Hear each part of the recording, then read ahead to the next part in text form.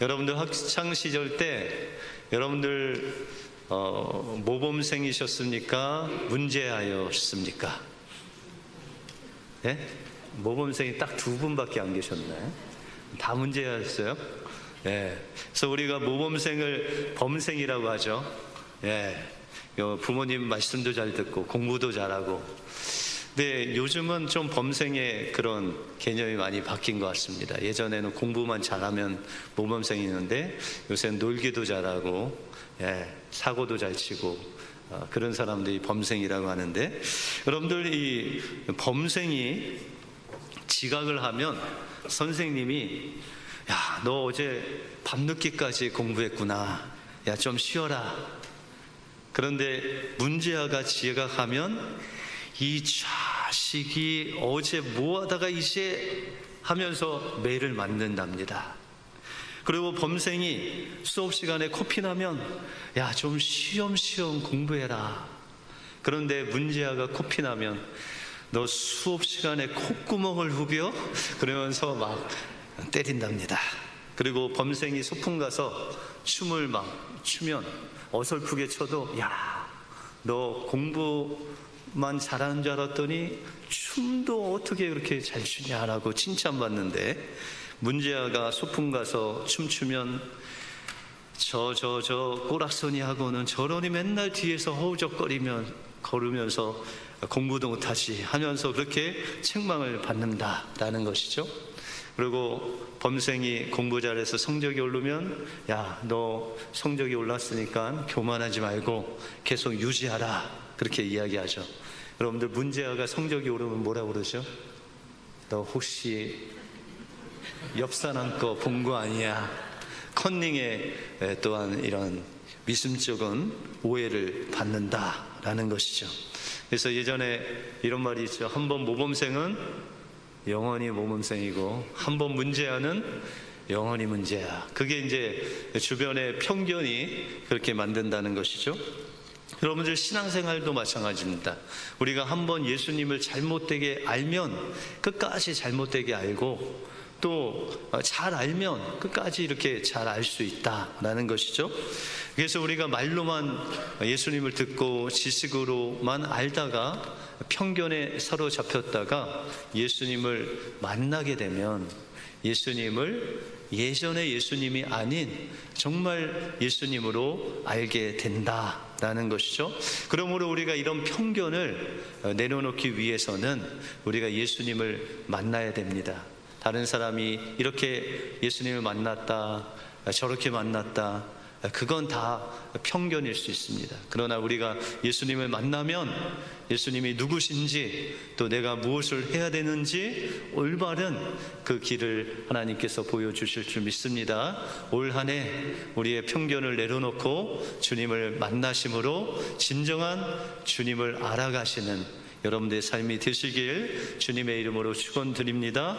오늘 본문을 통해서 이 나다나엘이 어떤 편견을 갖고 있었고 어떻게 주님을 만나서 주님의 놀라운 축복을 받았는지 오늘 본문을 통해서 살펴보겠습니다. 먼저 더 큰 일을 보기 위해서는 우리는 자기 중심적인 편견을 내려놓고 주님을 인격적으로 만나야 됩니다. 오늘 본문에 보시면 빌립이라는 사람이 등장합니다. 이 빌립이 누구냐? 44절에 보시면 빌립은 안드레와 베드로와 같은 한 동네 벳세다 사람이다 라고 그렇게 말씀하고 있습니다. 그런데 이 빌립이 베드로와 안드레가 예수님을 만나고 그가 메시아다 라는 것을 이제 깨닫게 된 큰 사건은 바로 이 빌립이 예수님께 묻습니다. 예수님이 어디 계십니까? 그래서 예수님께서 빌립에게 와 보라 라고 하시면서 이 예수님과 하루를 지냅니다. 그러면서 이 빌립이 예수님이야말로 진정한 메시아라는 것을 깨닫게 됩니다. 여러분들 예수님 만나면요, 여러분들 삶이 어떨까요? 예수님을 전하지 않고는 못 배겨요. 그래서 이 빌립이 그의 가장 친한 친구 나다나엘을 찾아가는 것입니다. 오늘 주인공인 이 나다나엘을 빌립이 찾아가는, 또 그 복음을 전하는 그런 내용이 오늘 첫 부분에 나옵니다. 여러분들, 나다나엘이라는 이름의 뜻은 하나님의 선물이라는 뜻입니다. 그런데 여러분들 마태복음, 마가복음, 또 누가복음을 보시면 나다나엘이 나올까요? 안 나올까요? 네, 여러분들 다 안 읽어보셔도 질문의 요지는 나오지 않는다라는 것이죠. 그럼 어떤 이름으로 나올까요? 나다나엘이 빌립 다음에 12제자의 이름이 나오는데 바돌로메라는 사람이 나옵니다. 근데 이 바돌로메라는 이름의 뜻은, 바라는 것은 누구의 아들이다, 돌로메의 아들 바돌로메가 바로 이 나다나엘이다 라는 것이죠. 그래서 이 나다나엘은 예수님의 12제자 중 한 명이다 라는 것이죠. 그런데 성경에 예수님께서 많은 사람들을 만났지만 이렇게 칭찬을 듣는 사람이 별로 없는데, 오늘 이 나다나엘은 예수님께 큰 칭찬을 받습니다. 근데 이 나다나엘을 우리가 이제 빌립이 전도를 하는데, 그 빌립이 예수님을 만난 감격으로 그에게 이야기를 합니다. 45절에 보시면, 빌립이 나다나엘을 찾아 이르되 모세가 율법에 기록하였고 여러 선지자가 기록한 그 일을 우리가 만났으니 요셉의 아들 나사렛 예수니라 라고 그렇게 말합니다. 근데 이 나다나엘은 빌립이나 다른 제자들보다 더 하나님 말씀을 묵상하고 연구하고 하나님에 대해서 더 많이 아는 그런 사람이었습니다. 그래서 빌립이 이야기한 그 이야기, 요셉의 아들 나사렛 예수님이 바로 메시아다라는 것이 이해가 되지 않았어요. 왜냐하면 나사렛이라는 동네는 갈릴리 지역 중에서도 가장 깊은 곳에 있는 그런 시골 중에 시골이었습니다. 그런데 어떻게 보면 이 나다나엘의 출신은 가나라는 그런 곳입니다. 여러분들 가나하면 어디가 생각나시죠? 혼인잔치가 생각나시죠? 근데 가나에서 이 나사렛이라는 동네는 6km 정도 떨어져 있는 곳이에요. 도찐개찐 아니에요. 가나나 나사렛이나. 그런데 이 나다나엘이 그 나사렛 지역을 무시하는 거죠. 야, 나사렛 거기서 무슨 선한 것이 나오겠냐, 그렇게 이야기하는 거죠. 그래서 46절에 보시면 나다나엘이 이르되 나사렛에서 무슨 선한 것이 날 수 있느냐 그랬더니 빌립이 하는 말이, 야, 그러면 와 봐라. 빌립이 어떤 성경에 대한 이야기를 하기에는 이 나다나엘이 너무 해박했어요. 그래서 와 보라 라고 그렇게 이야기하죠.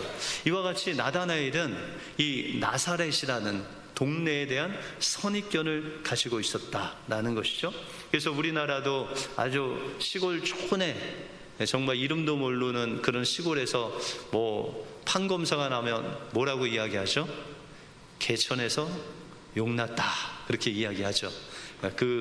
어떻게 보면 그 사람을 좀 높이는 거지만 또 비하하는 그런 이야기죠. 이것은 우리나라뿐만 아니라 우리가 살고 있는 미국 땅에도 이런 편견을 가지고 사람을 대하는 사람들이 많이 있다라는 것이죠. 여러분들, 2018년도에 스타벅스 한 매장의 매니저가 경찰을 불러서 아무것도 주문하지 않는 흑인 남성 2명을 체포하도록 요청을 했습니다. 그래서 경찰이 와서 매니저에게 물어봤더니 그들이 주문도 안 하면서 저렇게 계속 앉아있다라는 거예요. 여러분들, 커피숍에 갔는데 그냥 그 자리에 앉고 주문하지 않았다고 경찰 불러요? 그렇지 않죠. 만약에 백인들이 앉아있으면 경찰을 불렀을까라는 생각이 듭니다. 근데 그 매니저가 그런 편견을 가지고 그들을 수상하다고 이제 경찰을 불렀다라는 것이죠. 근데 알고 보니까 이 흑인 남성 2명은 자신의 일행을 기다리고 있는데 아직 좀 시간이 걸려 오기 때문에 계속 기다리고 주문을 안 하고 있는 것으로 사실이 드러났다라는 것이죠. 우리가 누구를 보았을 때 이런 편견을 가지고 그냥 그분을 무시한다든지 또 선입견에 이야기하는 것은 성경적이지 않다라는 것이죠. 근데 이 나다나엘이 나사렛이라는 동네, 또 나사렛 예수에 대한 그런 편견을 가지고 있었다라는 것이죠. 여러분들 교회 나올 때 예수님 다 알고 오신 분 계세요? 어떤 분들은 그냥 억지로 그냥 질질 끌려서 와이프 때문에 오신 분도 있고, 친구 따라 오신 분도 있고, 또한 어렸을 때 뭐 선물 준다니까 교회에 오신 분도 있고, 그런데 그렇게 시작한, 예수님을 잘 알지 못한 편견을 갖고 시작한 우리의 신앙이 예수님을 만나고 경험하고 또한 예수님의 그 응답을 받고 그러면서 깊이 알아가는 그런 단계다라는 것이죠. 이 나다나엘도 그런 억지로 어떻게 보면 예수님께 끌려서, 빌립에 끌려서 왔지만 그에게 장점도 있었습니다. 어떤 장점이냐? 그는 바로 메시아를 사모하는 그런 갈망이 그 마음속에 있었다라는 것이죠.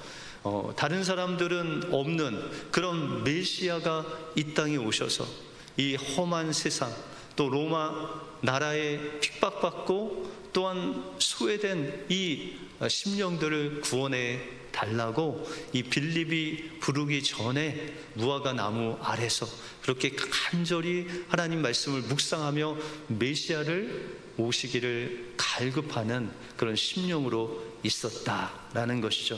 그래서 이런 편견을 가지고, 나사렛 예수라는 편견을 가지고 오는 나다나엘을 향해서 주님께서 47절에 말씀하시기를, 예수께서 나다나엘이 자기에게 오는 것을 보시고 그를 가리켜 이르시되 보라, 이는 참 이스라엘 사람이라 그 속에 간사한 것이 없다라고 그렇게 말씀하고 있습니다. 여러분들 지난 시간에 우리가 야곱이 이스라엘이 됐다고 그랬죠. 그 이스라엘의 이름의 뜻이 뭐죠?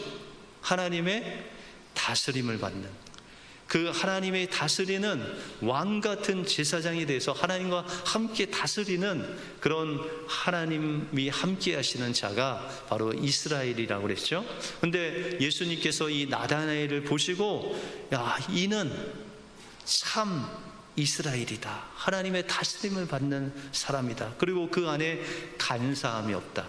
여러분들 시편 32편에 보시면 이 허물의 사하심을 받고 간사함이 없는 자가 복이 있다. 이 간사함이 없다는 것은 죄가 없다는 말이 아니라 하나님의 말씀 앞에 자신의 죄악을 날마다 내려놓고 그 하나님의 말씀의 은혜를 갈급하는, 그런 죄사함을 갈급하고 하나님 안에서 용서를 구하는 하나님과 친밀한 관계 속에 있는 그가 바로 간사함이 없다라는 것이죠.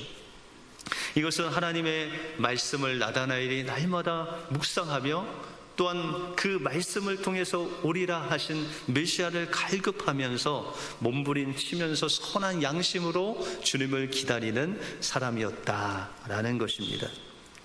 그때 나다나엘이 예수님께 질문을 합니다. 48절에 보시면 나다나엘이 이르되 어떻게 나를 아시나이까? 예수께서 대답하여 이르시되 빌립이 너를 부르기 전에 내가 무화과 나무 아래에 있는 것을 보았다. 그렇게 말씀하고 있습니다. 여러분들 유대인들 남자들은 이 무화과 나무 아래서 하루에 한 번 이상 그곳에서 하나님의 말씀을 묵상하고 기도하는 시간을 가졌습니다. 특별히 이 이스라엘 날씨는 사막 날씨라 낮에는 덥고 아침 저녁엔 춥죠. 그래서 그 더위를 막기 위해서 이 무화과 나무 잎이 아주 큰데 큰 무화과 나무는 한 7m 정도 된다고 합니다. 그래서 그 그늘이 많은 그 밑에서 하나님 말씀을 묵상하고 기도하고 또한 하나님 앞에 나가는 그런 시간을 가졌다라는 것이죠. 그런데 이 나다나엘이 빌립이 오기 전에 그 하나님의 메시아의 말씀을 읽으면서 구약에 오리라 하신 그 메시아를 간절히 기다리는 마음으로 기도하고 묵상했다라는 것이죠. 여러분들 지난 한 주간 동안 특별 새벽 기도의 자리에 나오셨잖아요. 그죠? 그 기도의 자리를 하나님께서 인도하시기 위해서 여러분들의 삶을 인도하신다라고 그랬죠. 그래서 히스기야에게는 죽을 병을 통해서 그 기도의 자리로 하나님이 인도하시는데 바로 그 기도의 자리에 이 나다나엘이 있었다라는 것이죠. 여러분들 기도할 때 정말 남들이 모르는 그 마음을 담아서 주님 앞에 기도하잖아요. 그러면 그건 누구만 아시는 거예요? 하나님만이 아시는, 하나님과 나 사이에 비밀이 있는데, 여러분들 예수님이 나다나엘에게 하나님께만 그 마음을 보여드렸는데 그 마음을 내가 보고 안다라고 그렇게 말씀하시고 있다는 것입니다. 그러므로 우리가 올 한 해 이 기도의 자리에서 하나님 앞에 부르짖을 때 하나님께서 여러분들의 마음을 아시고 여러분들 만나주시고 인도해 주신다라는 것입니다. 어느 목사님이 특별 새벽 기도를 하는데 어느 여성분이 한 분이 아주 새벽 일찍 들어왔습니다. 근데 자세히 보니까 교회 옆에 술집을 운영하는 여사장이 새벽 예배에 나온 거예요. 그런데 그 사장님이 이제 새벽 예배 끝나고 목사님께 오더니, 목사님 저에게 안수 기도를 좀 해주십시오. 아니 처음 보는데 어떤 기도를 해야 될지 모르는데 또 목사님이 못한다고 할 수는 없고, 그래서 오십시오. 그러고 손을 딱 얹고 기도를 해 주려고 하는데 무슨 기도를 해야 될지, 하나님 저 술집이 잘 되게 해주세요 이렇게 기도할 수도 없고, 그래서 하나님 앞에 민망한 마음으로 기도하는데 성령께서 마음에 감동을 주셨어요. 내 딸아, 아무도 모르는 시간에 몸부림치고 있는 너를 내가 안다. 그런 말씀을 주신 거예요. 그렇게 기도를 해주고 있는데 이 여사장이 눈물을 흘리고 통곡을 하기 시작했습니다. 그래서 그분에게 왜 그렇게 우냐고 했더니 그녀는 아무 생각 없이 저 술집을 시작했는데 옆집에 사는 언니, 아주머니가 전도를 했다는 거예요. 그래서 전도를 해서 이제 교회에 나가야 되겠다라고 생각하고 이 직업을 이제 사업을 접자니 깔린 외상값을 좀 받아서 미천에도 가지고 다른 사업을 해야 되는데 그것도 안 되고 또 계속하자니 좀 고민되고, 그래서 그 고민을 그 옆집에 있는 언니에게 털어놨더니 너 그러면 이 옆에 있는 교회에서 40일 동안 새벽 예배 드려봐라. 그러면 하나님이 응답하실 것이다. 그래서 이제 40일 새벽 기도회를 작정하고 첫날 이제 나온 거예요. 근데 여러분들 그 장사가 몇 시에 끝나면 새벽 2시에 끝나요. 근데 집에 가면 나올 수 있어요, 없어요? 그래서 3시간 동안 그 주변을 돌아다니면서 그 답답한 마음으로 몸부림치면서 하나님을 외치다가 들어왔는데 목사님의 기도가 내 딸아, 아무도 모르는 시간에 내 앞에서 몸부림치는 것을 내가 보았다 라고 하시니 아무도 모르게 그 시간을, 하나님 앞에 몸부림치는 그 시간을 목사님을 통해서 안다고 하시니 그 말이 얼마나 위로가 되는지 눈물이 터졌다는 것입니다. 여러분들 우리도 살아가면서 하나님의 사람으로 살려고 애쓰는 그 순간을 주님이 보시고 아시고 계신다라는 것입니다. 누구보다 진실하게 살려고 하는 것도 주님께서 아시고, 그 한 사람을 전도하기 위해서 몸부림치는 것도 주님께서 아시고, 졸면서도 새벽 예배에 나와 기도하려는 그 애쓰는 마음도 아시고, 남편이 주일 예배 왜 그렇게 맨날 가냐고 할까봐 애교도 떨고 모든 비유를 마치고 종종검으로 예배 와서 1시간 예배 드리고 돌아가는 그 마음도 주님께서 다 아신다 라고 그렇게 말씀하고 있다는 것입니다.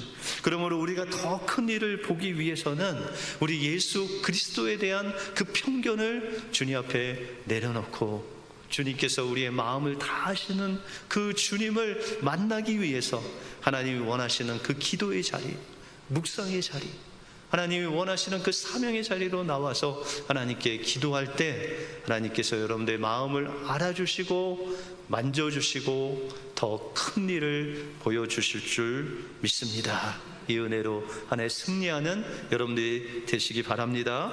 다음으로 주님은 주님을 갈망하는 자에게 더 큰 일을 보여주시겠다고 약속하십니다.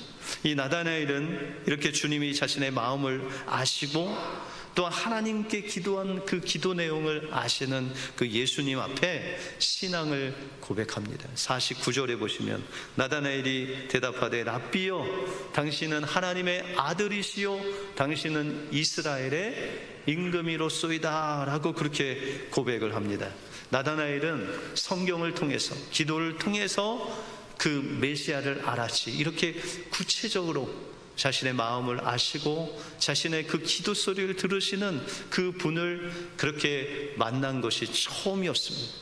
그래서 너무 놀라서 자신의 마음을 꿰뚫어 보시는 그 주님 앞에 주님을 전능하신 하나님의 아들로 이스라엘의 임금으로 고백을 합니다.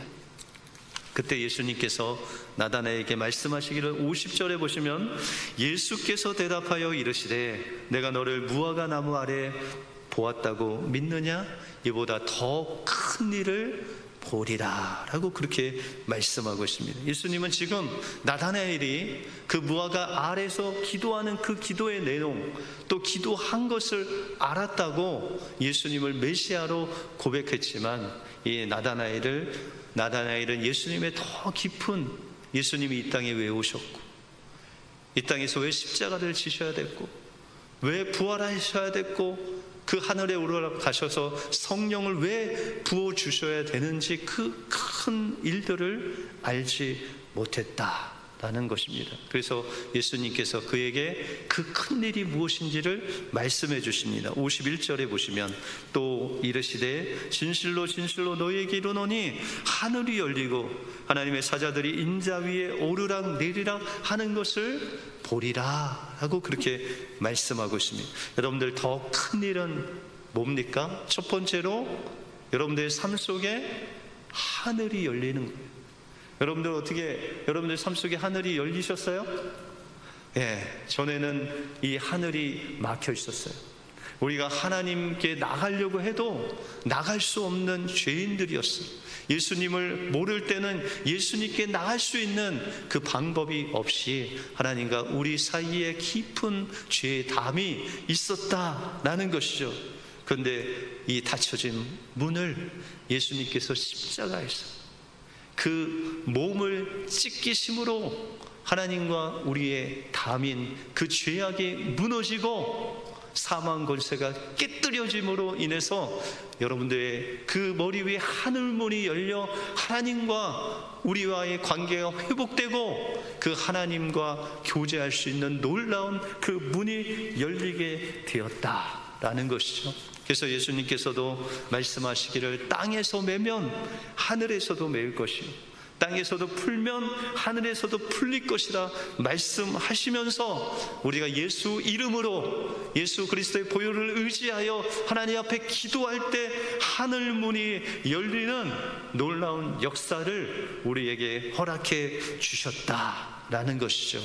그래서 나다나엘이 예수님을 만나고 그 하늘문이 열리니 예수님을 만난 후에 더 큰 일을 보았는데 예수님께서 십자가의 길을 가시는 것을 보았습니다.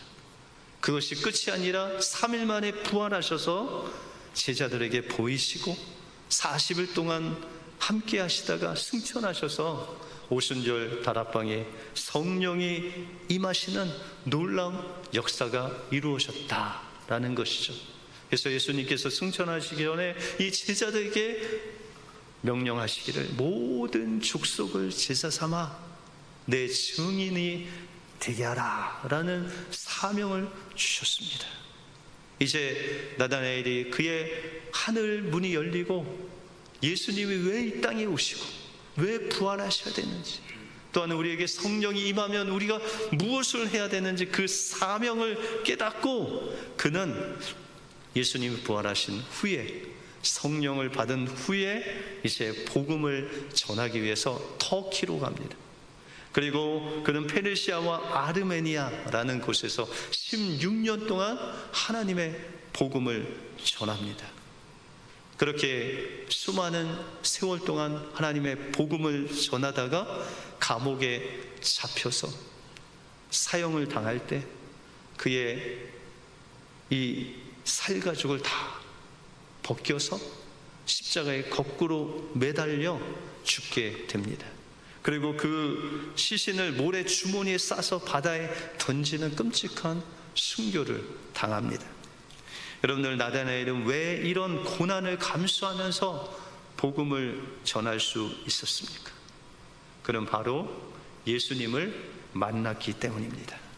그리고 예수님을 만날 뿐만 아니라 그 예수님을 만나니 예수님께서 왜 이 땅에 오셨고 또 왜 사망 권세를 깨뜨리시고 부활하셔서 그에게 성령을 주셨는지 그의 사명을 깨닫게 되어서 그는 세상 끝날까지 함께 하시는 부활하신 그 주님과 함께 그가 있어야 될 기도의 자리, 또 하나님이 함께 하시는 그 자리, 그 사명의 자리를 있다 보니 하나님께서 더 큰 일을 보여주시고 하나님의 사명을 감당하게 되었다라는 것입니다. 올 한해 하나님께서 여러분들에게 이런 하늘문이 열리는 귀한 일들을 보여주십니다.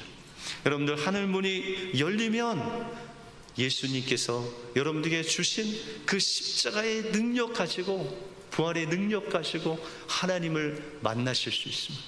하나님을 만나면 하나님께서 여러분들에게 세상이 알 수 없는 그 큰 일들을 보여주십니다. 그 일들을 기도의 자리에서 보여주십니다. 여러분들 가정의 자리에서 보여주십니다. 여러분들 직장의 자리에서 어떻게 하나님께서 여러분들에게 사명을 다할지 그 더 큰 일을 보여주신다라는 것입니다. 그러면 여러분들 한 해 동안 기도하시기 바랍니다. 하나님, 우리 가정에 하늘문이 열리게 하여 주시옵소서. 우리 직장에 하늘문이 열리게 하시고 우리 은혜교회 하늘문이 열리게 하셔서 주님이 가신 그 길, 기도의 자리에서, 사명의 자리에서, 우리가 있는 그 삶의 자리에서 기도로 하나님 앞에 기도할 때 하늘문이 열리게 하시고 주님이 보여주신 그 큰 일을 보게 하시고 또한 그 큰 일을 이루게 하여 주셔서 우리 은혜교회 모든 성도들에게 주신 그 직분, 일꾼으로 사명 감당할 때 하나님의 나라가 땅끝까지 확장되고 증거되는 귀한 교회가 되게 달라고 기도하실 때 하나님께서 여러분들의 삶 속에 하늘문이 열리게 하시고 큰 일을 보여주실 뿐만 아니라 올 한 해 그 큰 일을 이루어 주실 줄 믿습니다. 이 은혜로 승리하시는 올 한 해가 되시길 주님의 이름으로 축원드립니다. 기도하겠습니다.